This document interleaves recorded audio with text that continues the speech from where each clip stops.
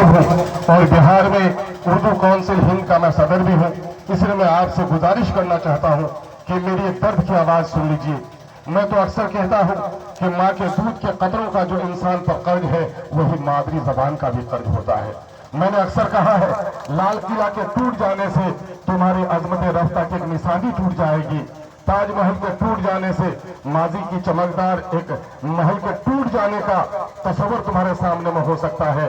लेकिन ऐ उर्दू वासियों, उर्दू अगर तबाह हो गई तो उर्दू तुम्हारी तहजीब, तुम्हारी तारीख की अमीन है ज़बान।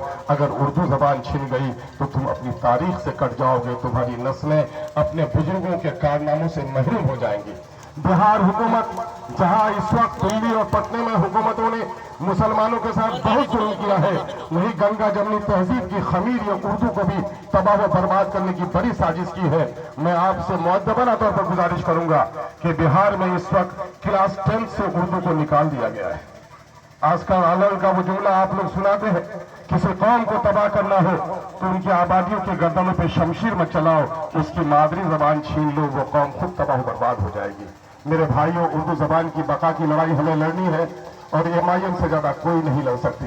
मैं समझता हूं कि मौलाना समीम साहब ने जिन ख्यालात का इजहार किया है वो यही किया है कि MIM के आने के बाद यहाँ अदबी सरगर्मियां बढ़ी है, यहाँ तामीरी गुफ्तगू बढ़ी है। जहाँ मैखाने थे वहाँ कुतुब खाने बन गए हैं इसी बाजार में, मैं आपको बता रहा हूँ।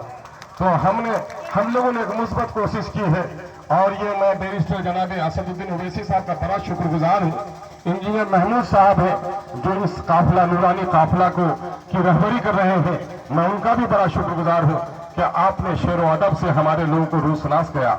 लता हया साहबा की शायरी, आपकी बाकमाल शायरी, जौहर कानपुरी साहब